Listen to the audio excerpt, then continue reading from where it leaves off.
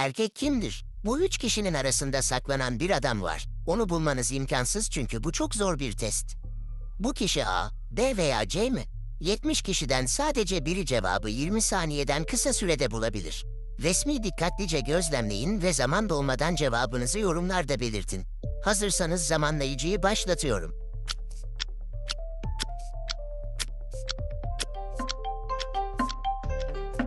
Videoyu beğenmeyi unutmayın. Zaman dolmadan cevabınızı hızlıca bırakın.